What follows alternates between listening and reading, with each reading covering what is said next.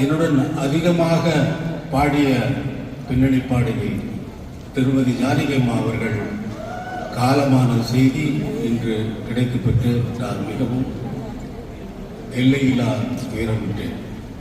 என்னுடைய வாழ்நாளிலே அதிகமாக என்னுடைய 50 வருட திரைப்பட இசையமைப்பாளனாக ஆன இந்த நேரத்திலே 50 வருடத்திலே அவர்கள் அதிகமாக பாடிய பாடல்கள் ஜானகி அவர்களுடைய பாடல்கள் தான். அவருடைய இழப்பு, அவருடைய உழைப்பு யாருடனும் ஒப்பிட முடியாத அளவு திறன் வாய்ந்த அந்த ஜானகி அம்மா அவர்கள் இறைவனடி சேர்ந்த இந்த நேரத்திலே அவர்கள் ஆத்மா சாந்தி அடைய எல்லாம் வல்ல இறைவனை பிரார்த்திக்கிறேன். ஒரு நிமிடம் எல்லோரும் மௌனம் அனுஷ்டிக்குமாறு. பின்னணி பாடகி ஜானகி அம்மா மறைவுக்கு திரைப்பிரபலங்கள் மட்டும் இல்லாமல் அரசியல் தலைவர்கள் பலருமே இரங்கல் தெரிவிச்சிட்டு வராங்க.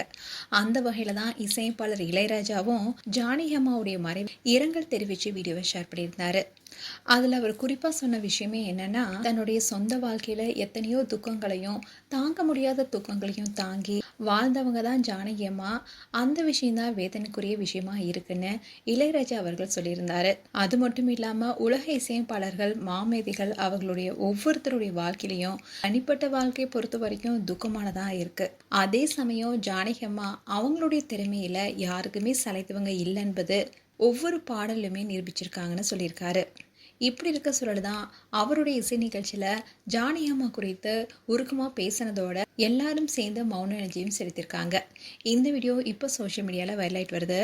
மேலும் உங்களுடைய கருத்துக்களை கமெண்ட் செக்ஷன் சொல்லுங்கள். இது போன்ற வீடியோஸை பார்க்க நியூஸ் தமிழ் கிட்ஸ் சப்ஸ்கிரைப் பண்ணுங்கள் அண்ட் மறக்காமல் நோட்டிஃபிகேஷன் பட்டனை கிளிக் பண்ணுங்கள்.